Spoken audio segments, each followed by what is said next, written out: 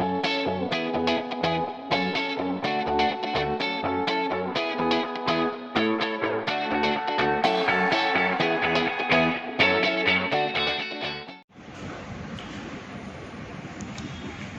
मई को एक film release होने जा रही है जिसका नाम है ए विंटर टेल एट शिमला, जिसके लेखक और निर्देशक हैं योगेश वर्मा जी। आज हम उनसे एक लंबी बातचीत करने जा रहे हैं। योगेश जी की ये पहली फिल्म है। योगेश जी, आपका हार्दिक स्वागत है। सर, मुझे बताएं कि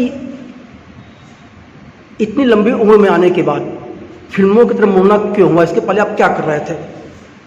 देखिए, ये तो सब यू गेट ड्रिवन।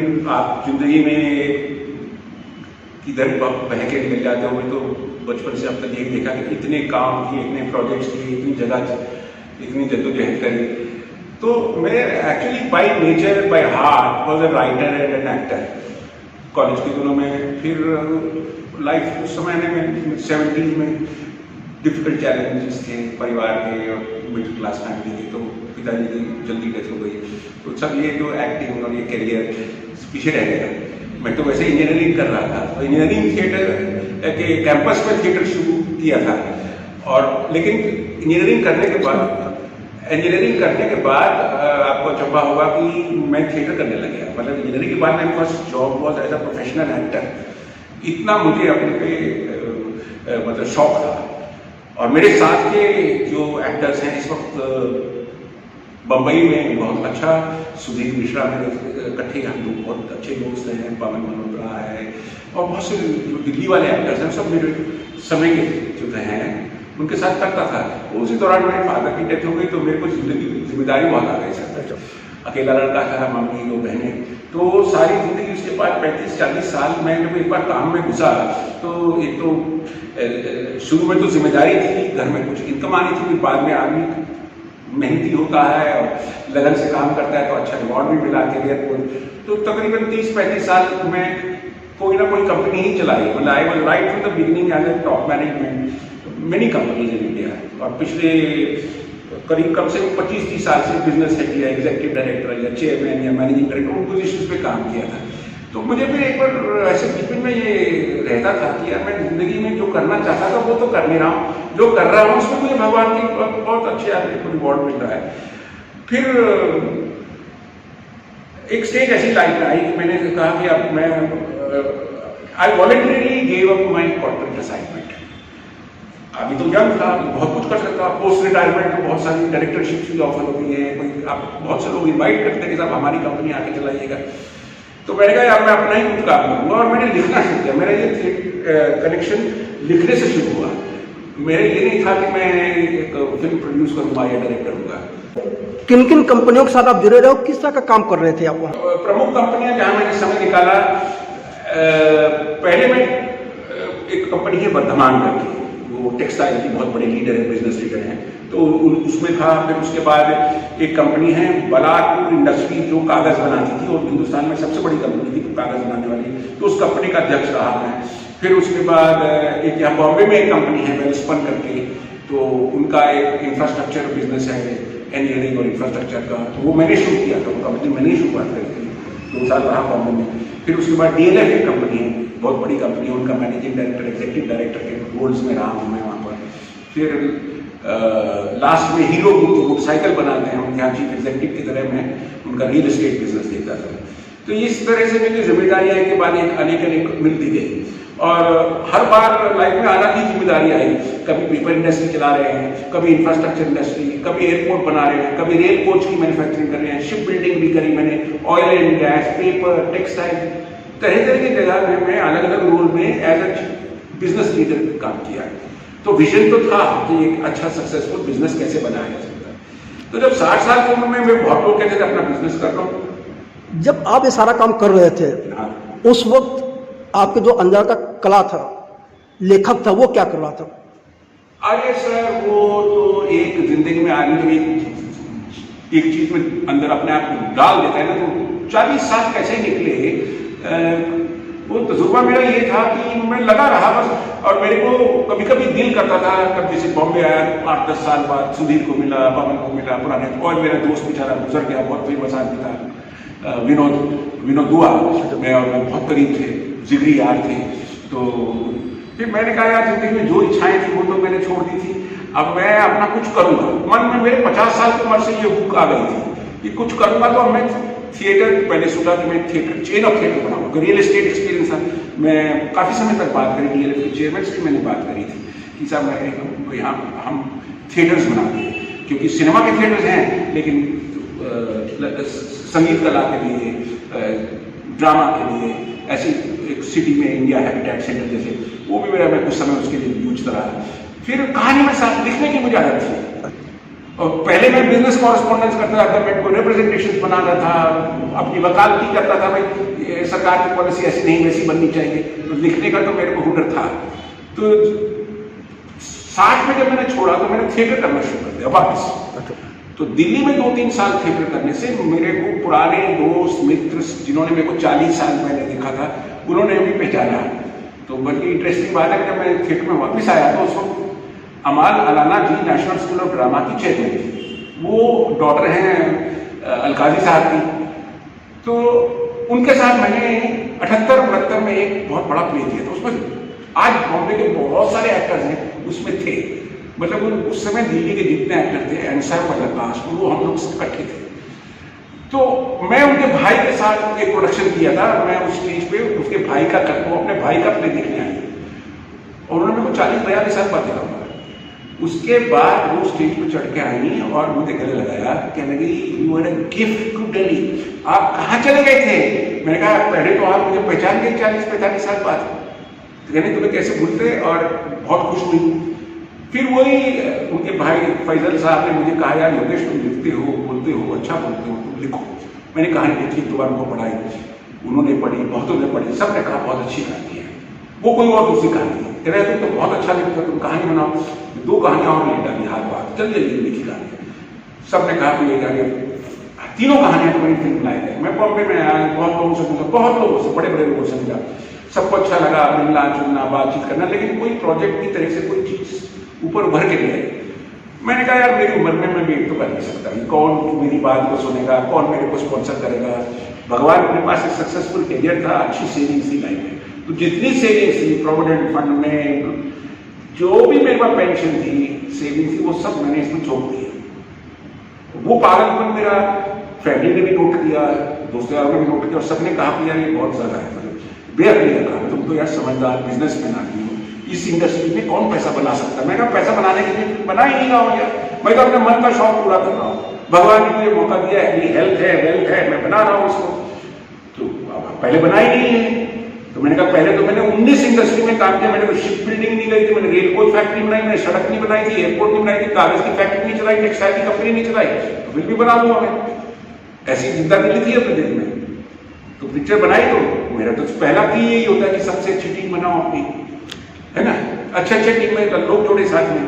तो मुझे ये बताएं कि जो आपकी फिल्म है एक ए विंटर टेल एट शिमला, इसकी जो कहानी है, इसका बीज कहाँ से आया था? सर ये ऐसी कहानी है कि एक ऐसी स्त्री की कहानी है। एक तो हमारा जो सामाजिक व्यवस्था है उसमें पिटिया जिसे हम कहते हैं कि मेन डोमिनेट सोसाइटी, आज भी इस वक्त भी जितनी भी हम लिबरेट हो चुके हैं अंदर से, लेकिन हमारी पुरानी कुछ ऐसी बातें हैं, लिमिट्स हैं। आपका बेटा कुछ कर सकता है, आपकी बेटी से वो सब कुछ नहीं कर सकती है। What makes your son proud might Shem you if it is your daughter, this is the context of life. तो ये एक लड़की है, ये बहुत चुलबुली है और जिंदगी को बहुत मतलब जिसे कहते हैं उत्साह से जीती है, हर चीज में इंटरेस्ट लेती है, नाच गाना, कल्चरल एक्टिविटीज, और कॉलेज में मस्ती, और जवान बच्चों की तरह सब तरह के एक्सपीरियंस लेती है, बट जीवन से भरी पड़ी है। प्यार हो जाता है, और एक ऐसे आदमी से प्यार होता है जो बहुत गहरा है, जो कोई कविता करता है, शेर शायरी करता है, जिंदगी में किसी चीज को देखता है, बहुत हसीन बातें, उसकी बातों में बहुत एक तरह का पोइट है, एक तरह का फिलोसफर है। उसकी शुरू से ही एक तरह की उसकी इंक्लिनेशन थी उसकी, बाद में तो बड़ा होता तो फुल बोल हो जाता है, लेकिन शुरू में भी वो फिलोसॉफिकल बेंट ऑफ माइंड का था। बल्कि उसकी लड़की का बाप उसको ये कह के मना करता है कि से शादी नहीं कर सकते, कि तुम तो साले इंजीनियर हो, लेकिन फिलॉसफी का भूत चढ़ा हुआ है तुम्हारे दिमाग में, तुम क्या जिंदगी में करोगे? तुम्हारा दिमाग में तुम्हारा भौतिकता नहीं है ना। उसका दिमाग इतना तीव्र था, उसका दिमाग, वो बाद में दुनिया का विराट एक तरह का स्टेट्समैन बनता है। जब दोबारा उस लड़की को मिलता है तब तक तो उसका जो पूरा ब्लॉसम हो चुका है, he is a well known writer globally. तो 25 साल में वो तो प्रखर गया, लाइफ में आगे बढ़ गया, ये पीछे रह जाती है, ये याद में, संकोच में। और हालात ऐसे, जो हस्बैंड है वो बिल्कुल आर्ट, थिएटर, क्रिएटिविटी, दुनिया की कोई पेंटिंग, कविता से कोई मतलब ही नहीं है उसके हस्बैंड को। वो DIG है पुलिस का, बड़ी उसकी भारी रेपुटेशन है। वो तो लोग कहते हैं कि इतने मजबूती से वो, और उसका चीफ मिनिस्टर तक उसको बचाता फिरता है कि वो हर जगह एनकाउंटर करता है, हर जगह गोली मार देता है।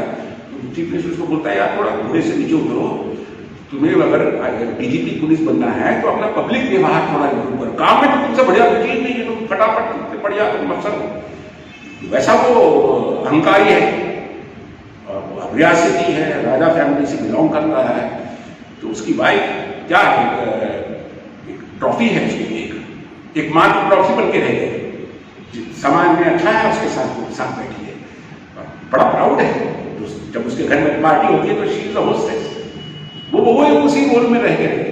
उसकी जो अपनी जो लाइफ की क्यूरियोसिटी थी, उसके अम्यूजमेंट था, जो करना चाहती थी, वो धीरे धीरे दिमाग में लिया कि यही मेरी डेस्टिनी है। 95% of women in India will settle, और ये डिबेट शुरू में ही सेटल हो जाती है। लड़का लड़की से बोलता है कि आदमी इसलिए उस चीज से जाना जाता है जो चीज के लिए वो सारी जिंदगी स्ट्रगल करता है, और उसकी स्ट्रगल को पहचाना जाता है। और आदमी उस स्ट्रगल से पहचाना जाता है, और आदमी का काम ही स्ट्रगल करते रहना लाइफ में। वो कहते हैं क्या स्ट्रगल करनी है, जो होना है लाइफ में भाग्य है, और होता उसके साथ नहीं है, उसके साथ वो ये स्ट्रगल करके जिंदगी में ऊपर पहुंच जाता है, और ये भाग्य समझ के वहीं फंस जाती है। तो ये कहना भी देखो ऐसा है कि भाग्य बेटे के साथ है। अगर बेटा स्ट्रगल करेगा तो आप अपने बहुत प्राउडली बताओगे, मेरे बेटे ने रात प्लेटफॉर्म पे सो के ये काम कर दिया। कल को आपकी बेटी जाके प्लेटफॉर्म पे सो के कोई काम करके आती है तो आप क्या कहोगे उसको? क्या पागल, बेइज्जती करा के, ऐसी क्या दिमाग में जुनून था, पैशन था। तो men are suppose to be passionate, women cannot do it passionately। तो यही फर्क उसकी लाइफ में है। जब ये दोबारा इसकी लाइफ में आता है तो फिर उसको बताता है कि तुम्हारे अंदर का जो बीज मंत्र है ना, वो आज भी है, तुम उसको जगाओगी तो जग सकता है, तुम्हें कोशिश करनी पड़ेगी। वो कहती है अब मैं नहीं करना चाहती। मेरा सवाल ये है कि जब कहानी आपने लिखी तो इसका बीज मंत्र क्या था, कहाँ से इंस्पिरेशन मिली आपको? अच्छा, इसको मैंने कहाँ से लिया, ये मैंने बहुत अनुभव जोड़े हैं सर, बहुत कैरेक्टर्स जोड़े हैं जिंदगी में, कुछ inspirational ideas. First, woman centricity मैंने बताया कि women do not get the opportunity to meet with their destiny properly. उनको जो मिल गया वो उनका हक समझ के वो चुपचाप नहीं बैठ जाती है। उनके अंदर जद्दोजहद की करती है, जद्दोजहद अपने परिवार में करती है, बाहर के अपने लिए नहीं कर सकती। दूसरा ये कि माँ बेटी का एक बहुत अच्छा इसको दिखाया है।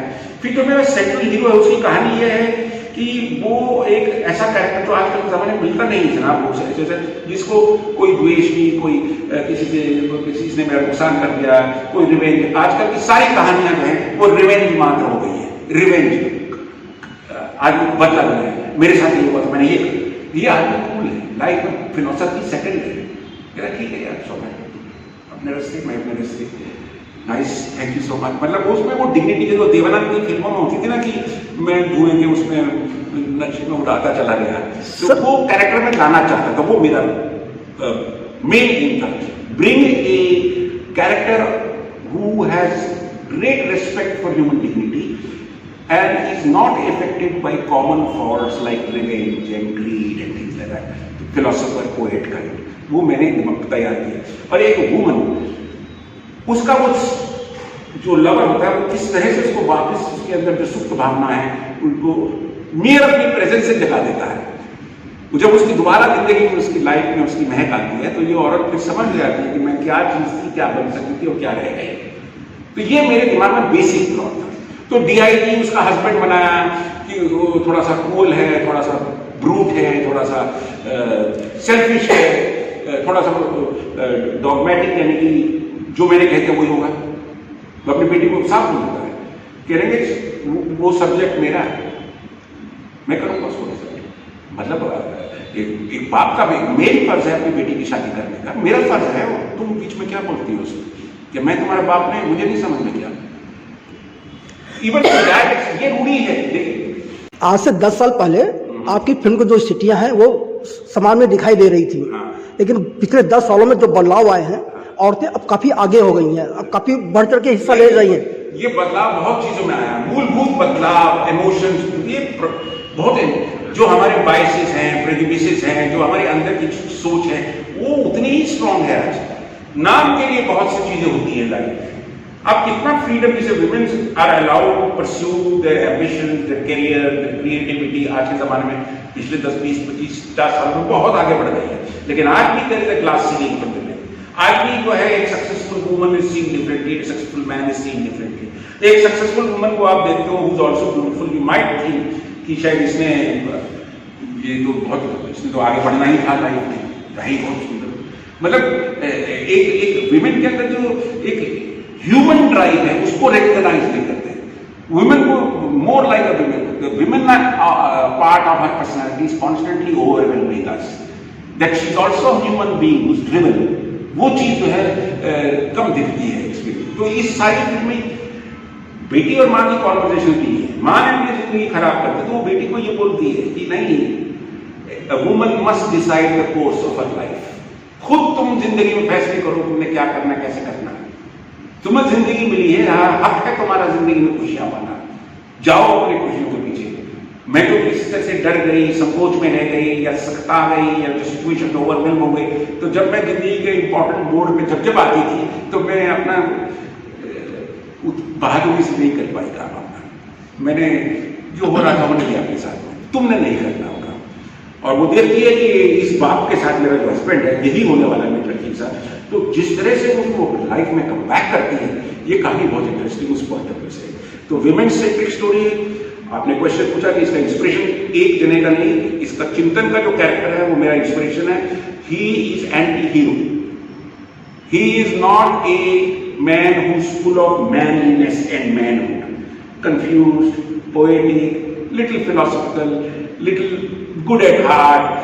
Thank you so much। मतलब हर तरह की अच्छी चीज, आम इंसान है, अच्छे लोग होते हैं 99%। हम लोग फिल्मों में उनको जब कैरेक्टर दिखाते हैं तो उनको इतना एलिवेट कर देते हैं। तो ये कैरेक्टर जो है बहुत मेरे को लगता है lot of people will recognise the humanness, जो ह्यूमन एलिमेंट है इसका, बहुत लोगों में डिग्निटी करते हैं, रेस्पेक्टफुल बिहेवियर है। जब पहली बार ये देखता है, मिलता है ये डीआईजी की वाइफ को, तो एकदम समझ आता है कि इसके हालात बदल चुके हैं, इसकी सारी सिचुएशन बदल चुकी है। और वो पहली बार में इसको इशारा करती थी, मेरे को जानते हो लेकिन पहचान ना पाते हो। और तो वो जो सीन है मेरे को तो, और इन्होंने जो गौरी ने दिया सीन को, और इन्होंने very good actor, they've done a good job. तो मैं कहानी एक देसी ऐसे थोड़ा सा बैकग्राउंड हमारा ऐसा था कि मुझे पता था पैसा लग रहा है मेरा अपना, तो कहानी को होलसम बनाना चाहिए, 360 डिग्री से हिसाब से एंटरटेनमेंट पैकेज पूरा होना चाहिए। कहानी ऐसी ना हो कि इतनी थम जाए या इतनी हल्की चले, तो प्लॉट को मैंने पेशअप किया है, तो सस्पेंस भी है, थोड़ा सा लॉट्स ऑफ गुड ड्रामा। मैंने एक और चीज बात कहना चाहता हूँ इंडस्ट्री में, film is a visual media, इसमें कोई दो राय नहीं है। आजकल के बहुत से लोग इस बात को ज़्यादा ओवर एम्फसाइज करते हैं कि film is a visual media. तो मैं उनके साथ बहस करता हूँ कि फिल्म में जो सबसे बड़ी चीज होती थी जिसको आजकल कम इंपॉर्टेंस दे रहे हैं, वो है डायलॉग। विजुअल मीडियम की लिमिटेशन है, अंदर की दिल की उलझनों को और जो ताना बाना बनता है उसको डायलॉग ही सामने लाता है। तो डायलॉग का एलिमेंट आजकल उस पर ध्यान देना। तो मेरी फिल्म में डायलॉग भी बहुत है। तो lot of intelligent conversations about life, about जीवन की जो भी हमारी हर मौके पर कुछ ना कुछ झंझावात दिमाग में चलता रहता है, तो उसको डायलॉग्स में निकाला है बहुत अच्छी तरह से। तो आई थिंक ये फिल्म बहुत डिफरेंट है कंपेयर टू जो आज का ट्रेंड है फिल्मों का। क्या ये माना जाए कि चिंतन आपकी लाइफ से जुड़ा हुआ कैरेक्टर है? आई थिंक चिंतन जो लव वाला एस्पेक्ट है, तो ये तो हर आदमी की जिंदगी में मैंने अपनी बेटी से, अपनी माँ से, अपने भाई से, अपने दोस्तों यारों सबसे पूछ के देख लिया कि हर इंसान की जिंदगी में एक ऐसा होता है जब वो यंग होता है, जिससे उसको लाइफ की पहली बहुत ही ब्यूटीफुल अनुभूतियां होती है, जिसे हम कहते हैं भगवान भी नजर आ जाते हैं, दिल और दिमाग और दुनिया में एकदम रम जाते हैं। और वो होता है किसी माध्यम में, वो माध्यम यूनानी लड़की ही होती है। लड़की के साथ बैठे हैं, दोनों एक जगह बैठे हैं, एक फूल को देखे निहार रहे हैं, सारी प्रकृति एक साथ आपके अंदर सिमट जाती है। वो एक्सपीरियंसेस जो पल भर के होते हैं, वो धीरे धीरे दिमाग के अंदर चले जाते हैं। फिर आप 25-30 साल बाद जब आपको याद आती है, तो आपको सेक्सुअल इंटीमेसी याद नहीं आती, इमोशनल उतार चढ़ाव भी याद नहीं आते, इतनी परतें पड़ जाती है जिंदगी के एक्सपीरियंस से। एक वो चीज रह जाती है, वो मोमेंट ऑफ मिलन, वो मोमेंट ऑफ। तो मैंने ये क्वेश्चन पूछा तो कहते हैं हाँ, आज भी हमारी जिंदगी में वो है। हम एज ए मैन हमने जिंदगी निभाई है, as a husband, as a father, as a business leader in my company, with my employees, सब समाज के रोल मैंने चलाए हैं, बहुत सिंसियरली चलाए हैं। लेकिन मेरे दिल में छुपी वो याद मेरी एक अपनी एक चीज है, मैं फिर ये घूम रहा हूँ। और मैंने किसी से बताया तो उन्होंने कहा कि साहब आप क्या हैं, हमको भी आज तक इंतजार है। हम बस में बैठते हैं, लगता है साथ वाली सीट पे बैठी मिल जाएगी, मॉल में घूमते हैं तो शायद दुकान में से बाहर निकल के भी मिल जाएगी। हर एक की जिंदगी में कोई है, तो मिल रही करीब। हम तो बात कर लेते हैं लड़के होकर, लड़कियां तो बात नहीं करती, उनकी जिंदगी में कोई ऐसा ही होता है और वो मिल जाए, सामने आ जाए आपकी जिंदगी में, जबकि खास जब आपकी जिंदगी अच्छे रेल पे नहीं चल रही है। तो वो एक्सपीरियंस ने बताया कि इतना यूनिवर्सल हमें बता रहा हूँ। एक जज साहब है, हम लोग वो करते हैं इकट्ठे, मैंने कहा वो रोने क्या बना लो, क्या कर लो आजकल, उन्होंने ऐसे कहानी बनाई। मेरा बिल्कुल सही कह रहे हो, 75 ईयर्स के उनके दिल में भी वो चीज नहीं। तो आप ये मानते हैं कि अभी भी औरतों की स्थितियां में वो सुधार नहीं आया है? तो आया तो बहुत है, ऐसा तो मैं नकार नहीं सकता। हम तो खुद अपनी जगह देखे, कहाँ हमारी ऑफिस में कोई मुश्किल, इंजीनियरिंग प्रोफेशन में भी लेडी नहीं होती, आज चारों तरफ लेडीज हैं, हर फील्ड में आगे बढ़ी हैं, पेरेंट्स भी इंकरेज करते हैं, बराबरी देते हैं। लेकिन उनके दिल की एक चीज मैं आपसे पूछता हूं, क्या हम इस बारे में कंफर्टेबल है कि लड़कियों को जिंदगी में मस्ती करने का हक है? मस्ती, सिंपल जॉय। आपको लगता है कि आजकल की लड़कियां मस्ती नहीं कर रही हैं समाज में? दारू पी के या सिगरेट पी के नहीं घूम रही हैं? कर तो रही है। बॉम्बे में आप तो, हम तो बहुत बड़े शहरों में रहते हैं, कॉस्मोपॉलिटन है, हमने ग्लोबल कल्चर देखा है, पढ़े लिखे लोग और मैच्योर लोग हैं।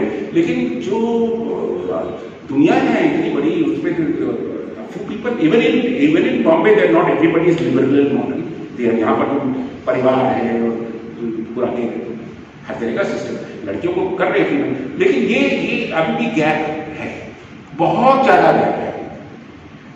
आप कितने घरों में, कितने मैं तो इतने लोगों के साथ काम किए, मैं उनकी पत्नियों से बात करी है, मैं तो बात कर रही, भाई साहब आज आपने बड़ी अच्छी बात कर दी, और वो अपनी कहानी बनाने लगी, मैं पॉलीपैथी में ये करती थी, मैं वो करती थी, मैं यार नहीं, मैं तो डांस भी करती थी, आप हम तो ये करते थे, वो करते थे, अब तो छोड़ो, अब तो छोड़ो।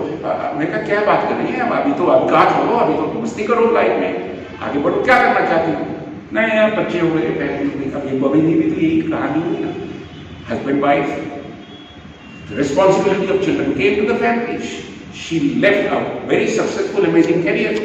तो सर क्या परिवार की जिम्मेदारी नहीं निभानी चाहिए? यही मेरी कहानी की व्यवस्था है।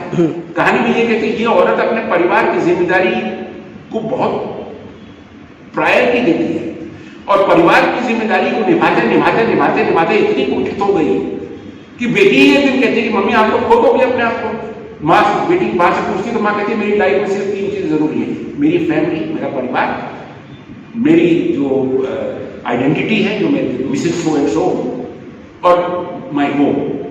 ये मेरी फर्स्ट प्रायोरिटीज है। 99% वीमेन की फर्स्ट प्रायोरिटी ये होती है। लेकिन उस वुमन को भी अधिकार है कि थोड़ा बहुत अपने लिए भी जॉय रखे, थोड़ा बहुत अपने लिए भी सेल्फ एक्सप्रेशन ढूंढे। तो वो सेल्फ एक्सप्रेशन का, मैं इस बात को कहना नहीं चाहता, आपने मेरे को इमोशनल कर दिया। ये सब चीजें मैंने अपनी बड़ी बहन से सीखी थी।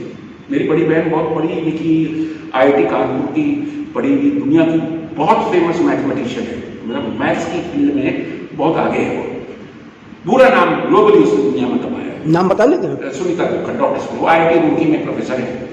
तो IIT कानपुर की PhD है और IIT रुड़की में सारी जिंदगी उन्होंने पढ़ाया है।